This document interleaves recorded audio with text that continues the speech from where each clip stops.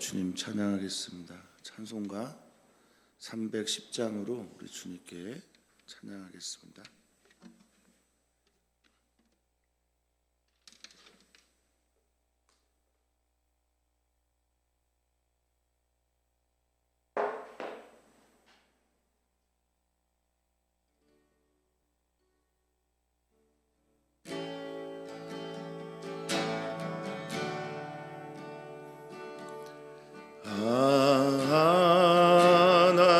하나님의 은혜로 있을 데 없는 자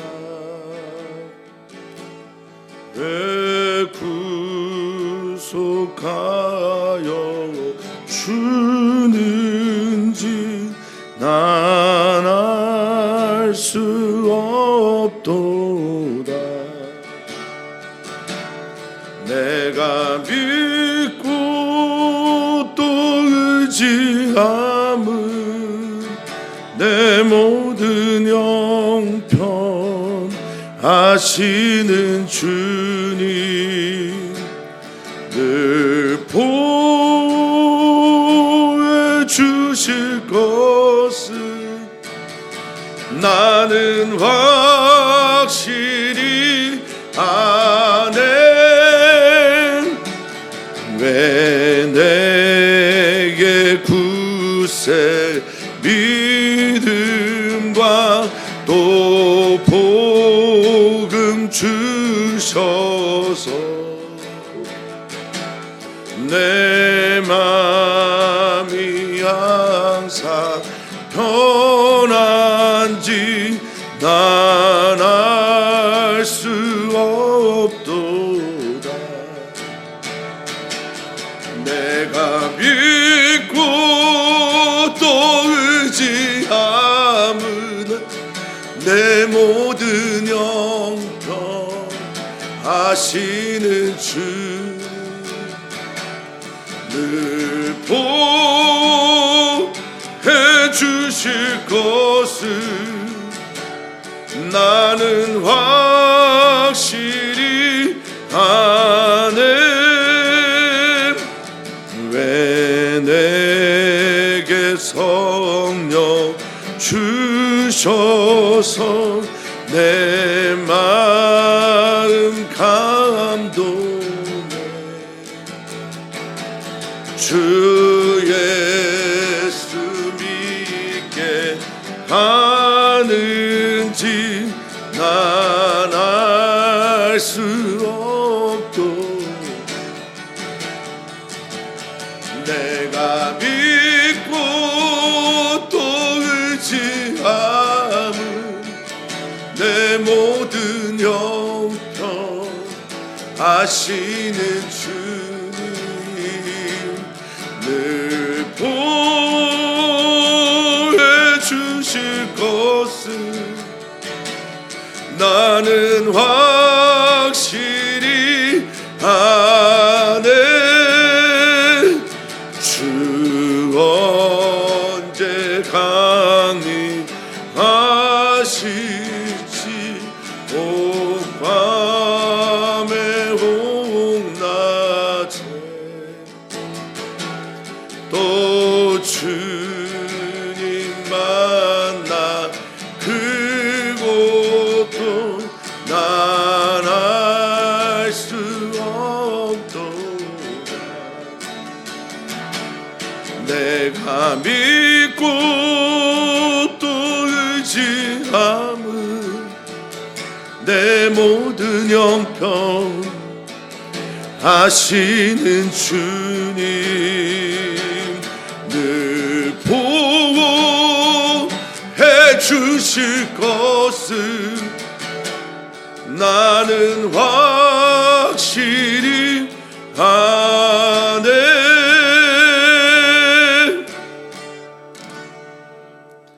아멘. 에베네셀의 하나님, 우리의 도움의 반석이 되어주시고 여기까지 우리를 도우시는 하나님께 감사와 영광과 찬양을 올려드립니다. 또한 임마누엘의 하나님 되신 우리 주 예수 그리스도께서 지금 이 순간 우리와 함께 하심을 믿습니다.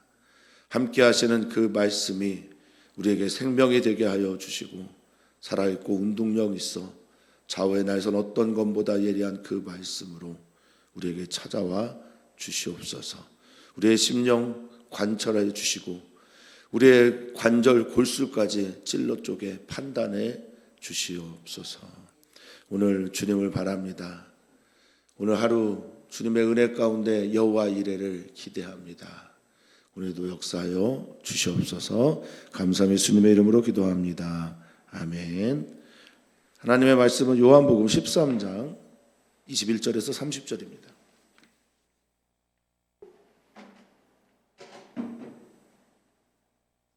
하나님 말씀 함께 읽겠습니다.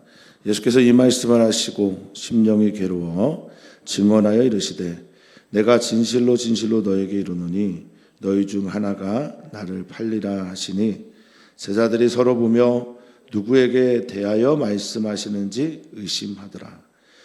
예수의 제자 중 하나 곧 그가 사랑하시는 자가 예수의 품에 의지하여 누웠는지라. 시몬 베드로가 머리짓을 하여 말하되 말씀하신 자가 누구인지 말하라 하니 그가 예수의 가슴에 그대로 의지하여 말하되 주여 누구니까? 예수께서 대답하시되 내가 떡 한 조각을 적셔다 주는 자가 그니라 하시고 곧 한 조각을 적셔서 가룟 시몬의 아들 유다에게 주시니 조각을 받은 후 곧 사탄이 그 속에 들어간지라.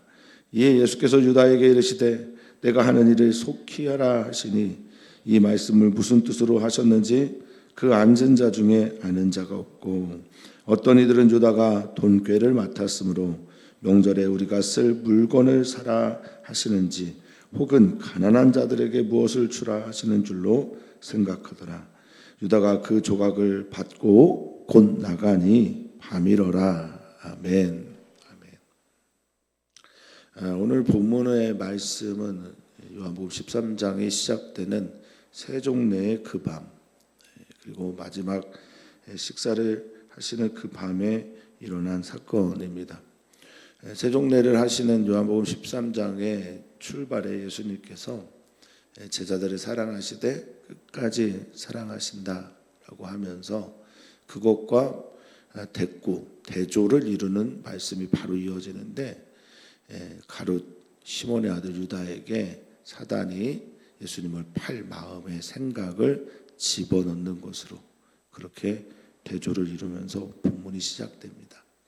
예수님은 배신할 것을 아시는 듯 하면서도 분명하게 그 얘기를 갑니다. 그것은 사랑하시되 끝까지 사랑하시는 것이고 그리고 내가 너의 주와 선생으로 너희의 발을 닦아줬던 것처럼 너희도 나처럼 이렇게 살아라 라고 말씀하십니다.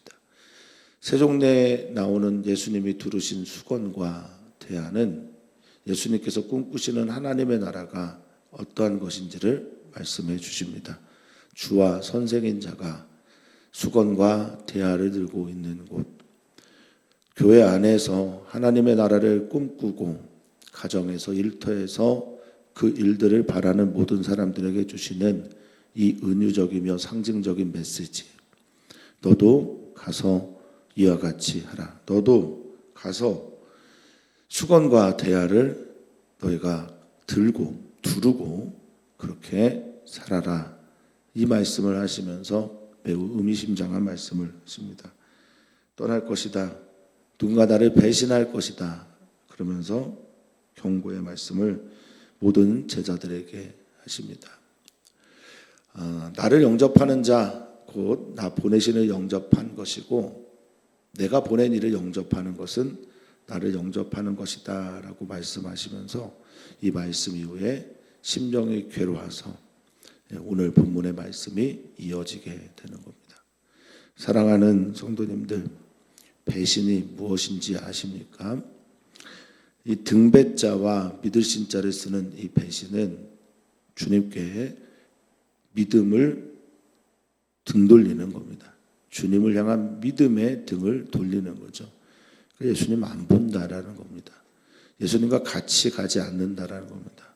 어린 왕자 있는 유명한 말이지만 사랑은 마주 보는 게 아니라 같이 한 방향을 보는 거야 라고 하는 것처럼 예수님께 등을 돌린 것, 이것이 바로 배신입니다.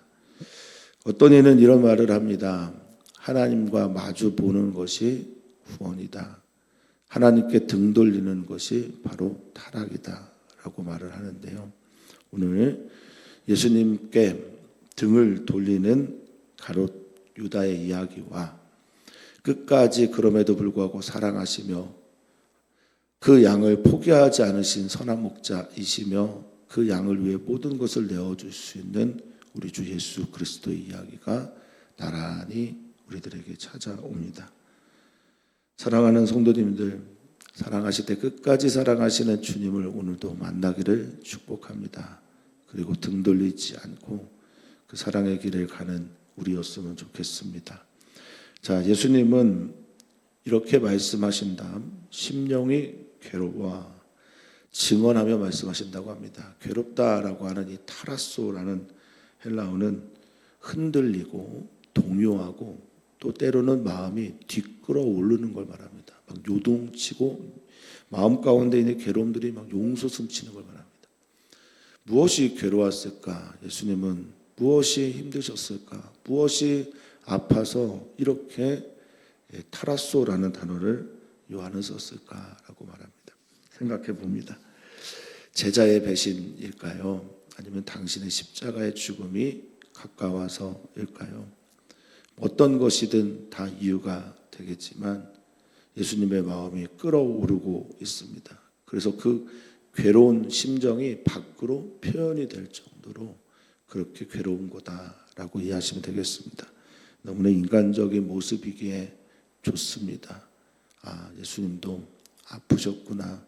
또한 오늘의 본문 이 이야기는 많은 목회자들이나 또 자녀들을 양육하시는 부모님들에게도 때로는 위로가 되기도 합니다. 예수님도 끝까지 따라가지 못했던 이가 있었구나라는 거죠. 자, 증언합니다. 이거 확실히 법정에서 증거하듯이 이렇게 말씀하시는 겁니다. 내가 진실로 이거는 강조할 때 쓰는 예수님의 전형적인 언어시죠. 특히나 요한복음에서 아멘 아멘 하는 말씀입니다. 진실로 확실하고 또 확신하는데 너희 중 하나가 나를 판다라고 말씀하십니다. 물건을 거래하듯이 판다라는 뜻도 있겠으나 여기서 판다라고 하는 것은 파라디도미라는 헬라어인데요. 디도미라고 하는 게 주다, 건네주다, 그리고 파라는 옆에 이런 합성어라서 건네주다, 넘겨주다, 양도하다, 배신하다 이런 뜻들을 가지고 있습니다. 파라디도미라고 하는 것, 제자가 너희 중에 하나가 나 자신을 팔아버릴 것이고 양도할 것이고 넘겨줄 것이다 라는 말씀입니다. 얼마나 소란스럽고 난리가 나겠습니까? 폭탄을 맞은 것처럼 그렇게 충격을 받았을 것 같습니다. 제자들이. 그래서 서로 보면서 도대체 너냐? 그런데 여기서 제자들이 의심하지 않는 한 사람이 있었는데 그게 바로 가룟 유다였던 것 같습니다. 뒤에 이야기를 보면. 누구에게 말하는 거야? 이렇게 숙덕 됩니다. 여기 의심하다라는 말이 아포레오라는 건데요. 어리둥절하다는 뜻입니다. 그러니까 혼란스럽고 어리둥절한 상태를 말하는 겁니다. 그래서 이렇게 말합니다. 23절에 예수의 제자 중 하나 곧 그가 사랑하시는 자 이렇게 말을 하고 있는 그에게 베드로가 이제 부탁을 하죠. 성도님들 이 사랑하시는 자가 누군지는 다 성경 공부를 통해 또 신앙생활 하시면 다 누군지 아실 겁니다. 누구겠습니까? 사도 요한이죠. 그런데 왜 사도 요한이 자신의 이름을 이렇게 익명으로 했을까요? 여기에 우리의 질문이 있습니다. 예수의 제자 중 하나 사도 요한 이러면 되는데 왜 사도 요한은 자신의 이름을 사랑하는 자, 예수께서 사랑하시는 자라고 표현했을까? 어쩌면 사도 요한은 자신의 이름보다 예수님이 사랑하신다라고 하는 게 더 큰 것이었나 봅니다. 우리는 우리의 이름을 내기 좋아하고 우리의 이름이 사라지면 괴로워하고 사람들이 인정해 주지 않으면 또 슬픔에 빠지는데, 지금 사도 요한은 나의 정체성, 나의 이름보다 더 중요한 것은 어쩌면 예수님이 사랑하시는 것이다 라고 말을 하고 있는 것처럼 보이지 않습니까? 사실 저도 잘 모릅니다. 왜 이렇게 썼는지. 그런데 저라면 이렇게 썼을 것 같습니다. 제 마음은 그렇습니다. 천국 가면 궁금하시면 꼭 사도 요한에게 물어보셨으면 좋겠습니다. 저는 이 말씀이 퍽 위로가 됩니다. 그리고 좋습니다. 그렇게 살고 싶습니다. 나는 예수님의 사랑이면 충분한 자다. 나는 예수님이 사랑하신다면 너무 좋다, 괜찮다라는 것. 우리 사랑하는 성도님들의 삶에서 성도님들을 향한 하나님의 모든 일들이 주님께서 나를 사랑하시기 때문에 지금 내게 이 일을 하라고 하시는구나 라는 고백이 일어났으면 좋겠습니다. 우리는 주님께서 사랑하는 자들입니다. 자, 그에게 예수님께 의지하여 품에 누웠다라고 하는데 이게 야릇한 상상을 하게 하는 글 같지만 이 아나케이마이라는 헬라어인데 이렇게 옆으로 누워서 그들은 식사를 했어요. 테이블도 없었고 음식을 넣고 옆으로 이렇게 누워서 식사를 하는데 아마도 사도 요한이 예수님의 옆자리에 있었던 것으로 보입니다. 그런데 이것을 사도 요한은 사랑하는 자, 품에 의지하여 누운 자 이렇게 표현을 했던 겁니다. 사랑하는 성도님들은 예수님과 얼마나 친밀하십니까? 주님이 나를 사랑하시기 때문에 우리는 주님 품에 의지하여 누울 수 있는 겁니다. 주님이 우리를 받아주신다는 확신이 있기 때문에 옆으로 이렇게 누워 기대는 겁니다. 사랑하는 성도님들, 오늘 우리 예수님께 좀 기대시면 어떨까요? 의지하시면 어떨까요? 하나님이, 우리 주 예수님이 여러분들을 안아주실 것입니다. 자, 그에게 베드로가 머릿짓을 합니다. 같이 어부의 생활을 했기 때문에 사인들이 있을 거예요. 뉴오라고 하는 헬라어로 쓴 이 머릿짓을 하다는 신호를 보내다라는 뜻입니다. 물어봐. 누군지 궁금하니까. 자, 25절에 그가 예수의 가슴에 그대로 의지하여 기댄 채 가까이에서 애교를 부리듯이 가까운 상태에서 친밀하게 묻습니다. 주님, 누굽니까? 예수님 대답하십니다. 누군지 확실하게 알려주십니다. 우리는 압니다. 우리는 배신한 사람이 누군지 알고 주님께 등 돌린 사람이 누군지 알고 이미 요한복음은 친절하게 사단이 그 속에 예수를 팔 생각을 넣었다라고 말을 하고 있기 때문에 누군지 압니다. 그런데 당시의 제자들은 알 수 없었나 봅니다. 자, 예수님은 분명하게 말씀하십니다. 내가 떡 한 조각 적셔다가, 마치 성만찬 할 때 우리는 키트를 사용하거나 이제 나누어서 이렇게 사용하는데, 당시에 그들은 이제 포도주에 그 빵을 이렇게 적셔서 이렇게 하나씩 나누어 줬었거든요. 지금 그걸 표현하는 겁니다. 내가 떡 한 조각을 적셔다. 주는 자가 바로 그다라고 말씀하시면서 곧 한 조각을 적셔서 가룟 시몬의 아들 유다에게 주었다라고 말하고 있습니다. 예수님께서 왜 이렇게 행동하시고 말씀하셨을까?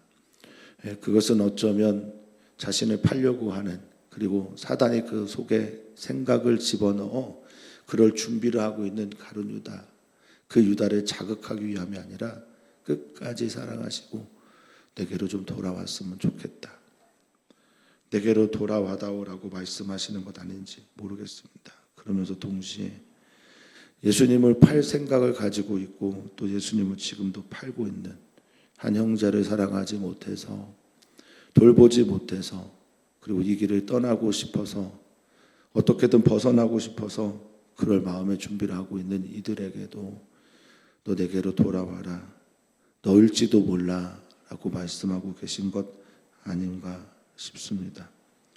그런데 성경은 놀랍게도 27절에 그 말이 가룟 유다를 자극하고 사단에게 마음의 문을 열어준 것으로 그렇게 표현을 합니다. 조각을 받은 후 사단이 그 속에 들어갔다라고 말합니다.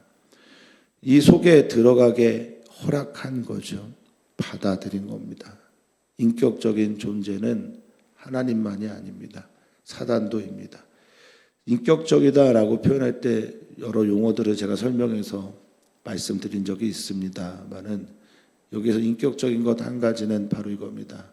우리가 예수님 받아들여야 예수님이 우리에게 들어오시는 것처럼 인격적인 존재들은 내가 받아들여야만 내 안에 들어올 수가 있는 겁니다.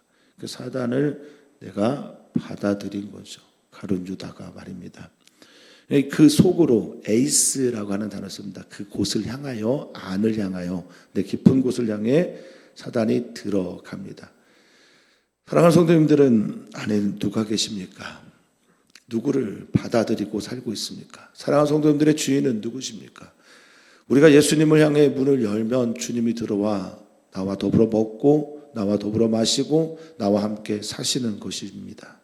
그런데 사단을 받아들이면 사단이 주인이 되어 우리와 더불어 먹고 우리와 더불어 살게 되는 것이죠. 사랑하는 성도님들, 이 단어 기억하셔야 됩니다. 에이셰르코마이라는 헬라어지만 이것 기억하셔야 됩니다. 그 안을 향해 들어오다라는 뜻을 가지고 있어요. 그 안으로 들어와서 그 안에 거하고 그 안에 거하면서 우리를 다스리고 지배하기 시작할 때 일어나는 일들을 여러분 꼭 기억하셔야 됩니다. 자, 이에 예수께서 유다에게 이르시되 내가 하는 일을 속히 하라 합니다. 예수님이 가룟 유다를 자극하신 걸까요? 아니면 가룟 유다에게 반어적으로 너 빨리 내게 돌아와. 네가 해야 할 것은 지금 내게 돌아오는 거야. 빨리 돌아오는 거야. 그것일까요? 사랑하는 성도님들, 어떻게 들리십니까? 어떤 이는 예정론을 통해서 어떤 이는 포기하지 않는 예수님의 사랑의 이야기로 이야기를 듣습니다. 어떻게 들리십니까? 저는 끝까지 포기하지 않는 예수님의 이야기로 들립니다. 지금 사단이 내 속에 들어왔어도 또 속히 하라라고 하는 주님의 명령을 문자 그대로 이해하신다면 우리 예수님은 그를 자극해서 자신을 팔도록 종용하는 이가 되지 않겠습니까? 말이 됩니까? 이런 예수님을 믿으시겠습니까? 저는 모르겠습니다만 성도님들이 어떤 선택을 하실지 알 수 없지만 저는 이런 예수님을 나의 구주로 아직은 믿지 못하겠습니다. 나에게 속히 하라, 너 그 뜻대로 해라 라고 하는 것은 내가 거부할 수 없는 그것에 끌려가고 있기 때문에 더 강하게 너 내게로 와라 라고 하는 말씀으로 저는 들립니다. 여러분, 자녀들에게 그럴 때 있잖아요. 네 마음대로 해. 속으로는 제발 그러지 마 이러지 않으십니까? 그런데 놀라운 반응이 나옵니다. 28절이에요. 이 말씀을 무슨 뜻으로 하셨는지 앉은 자 중에 아는 이가 하나도 없대요. 여기 알다라는 단어가 물론 이제 원어적으로 살펴보면 기노스코라는 단어를 써서 완전하진 않지만 알다라고 하는 여러 단어들이 있는데요. 그 중에 이 기노스코는 신적인 남, 그러니까 하늘로부터 온 남. 내가 내 생각과 내 수준으로 도저히 깨닫고 발견할 수 없는 그런 알매 세계를 말할 때 쓰는 게 이 기노스코입니다. 자, 그렇다면 이것은 무엇입니까? 그들의 생각, 그들의 사상, 그들의 이해, 그들의 경험, 그들 수준의 이해 안에서는 도저히 이것을 이해할 수도 받아들일 수도 없다라는 얘기가 되는 것 아니겠어요? 그렇습니다. 제자들은 유다를 신뢰했고 설마 했을지도 모르겠습니다. 그리고 유다에게는 당연한 믿음을 쟤는 절대 배신하지 않아 라는 생각을 가졌을지도 모릅니다. 왜냐? 가룟이라고 하는 모든 제자들이 북쪽 출신입니다. 갈릴리 출신들이에요. 그런데 유다는 남쪽 사람입니다. 이 가룟 유다만이 유일하게 남쪽 출신이에요. 이게 무슨 말을 하는 겁니까? 타지에서 굴러온 어떤 한 사람이 12명이 다니고 있는 이 공동체에서 돈꾀를 맡았습니다. 거기다가. 이건 무슨 얘기를 하는 걸까요? 그만큼 신뢰하는 존재였다라는 겁니다. 믿는 사람에게 돈꾀를 맡기죠. 예수님의 공동체가 돈이 적은 공동체였는지는 모르겠으나 얼마나 많은 이들이 헌금을 했겠어요. 병 낫고 고침받고 치유받고 귀신에서 고침받고. 그러니까 작은 공동체인지 돈 없는 공동체인지 저는 그건 알 수 없으나 어쨌든 돈궤를 맡았다라는 건 신뢰할 만한 이였다라는 거죠. 그 중에 아는 사람이 없는 겁니다. 제가 등을 돌려? 제가 예수님을 거부해?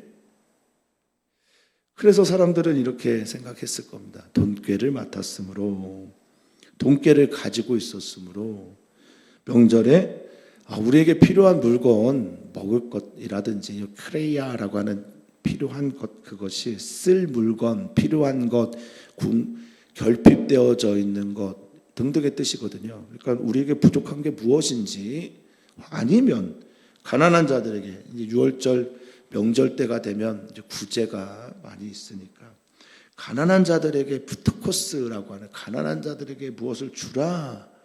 이 푸트코스라고 하는 가난한 자는 그냥 가난한 자도 있지만 의지하는 자, 결핍된 자, 불쌍한 자, 가련한 자 등등의 뜻도 있거든요. 그러니까 주변에 불쌍하고 가련하고 우리에게 의지를 원하는 그런 사람들에게 주라 하시는 줄로 생각해라 했다라고 합니다. 생각하다. 그저 생각만 했을 겁니까?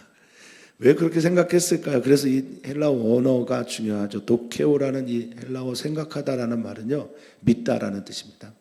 그러니까 그렇게 믿은 거예요. 믿었으니까 그렇게 생각한 거고, 그래서 그러인 것 같다, 그렇게 보다 등등의 뜻도 있는 겁니다. 그러니까 믿음이 딱 찾아오니까 쟤는 절대적으로 신뢰를 하니까 쟤는 그럴 리가 없으니까 아마도 다른 거 하라고 하셨나 보다라고 합니다. 유다가 그 조각을 받고 곧 나갑니다. 그리고 밤입니다. 어두운 시간이 찾아왔습니다.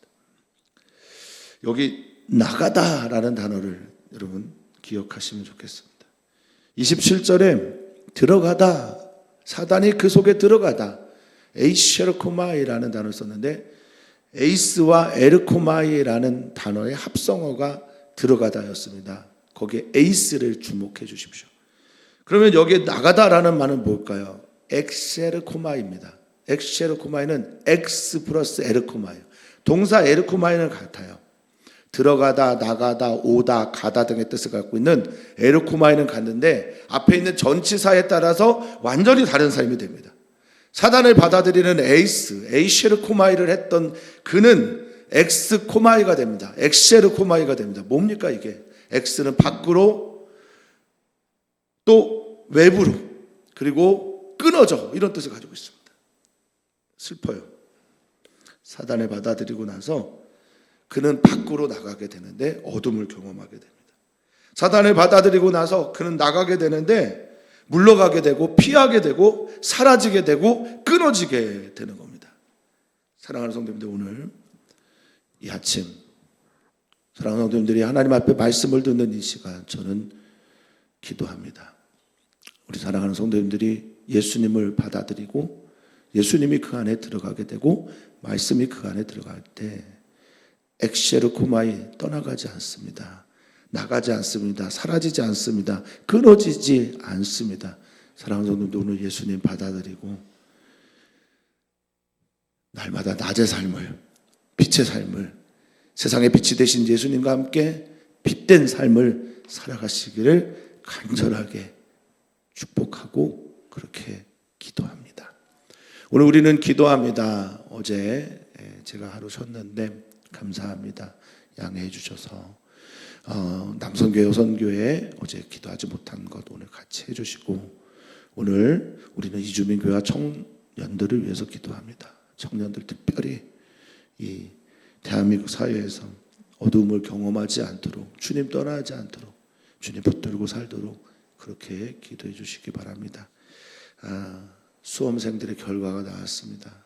어떤 이는 대학에 들어갔고 어떤 이는 안 됐습니다. 기도해 주시면 좋겠습니다. 하나님께서 어떤 결론이든 그 이후의 삶이 중요한 것이라 선을 이루도록 선하게 이끄시도록 꼭 기도해 주시면 좋겠습니다. 지난 주일에 우리 지방에 가 있었습니다. 기도해 주셔서 쑥 들어갔습니다. 감사합니다. 배가 많이 아팠는데 좋은 시간을 보낼 수 있었고, 그 지방회에서 우리 김용재 장로님은 장로 안수를 받고 이용재 장로님은 사회평신도부 총무로 선출되셨습니다. 우리가 기도해야 합니다. 잘 되도록, 주님의 선한 뜻이 드러나도록 그런 장로님과 또 평신도부 총무가 되도록 그렇게 기도해 주시면 좋겠습니다. 오 주님, 교회가 교회 되도록 예수님을 사랑하고 끝까지 사랑하며 예수님께 사랑받는 것을 최고의 기쁨으로 여기며 살아가는 우리 모두가 되게 해 주시옵소서. 오늘 말씀이 내 안에 들어왔으면 좋겠습니다. 그 은혜를 우리 모두에게 부어 주시옵소서. 감사함 예수님의 이름으로 기도하옵나이다. 아멘.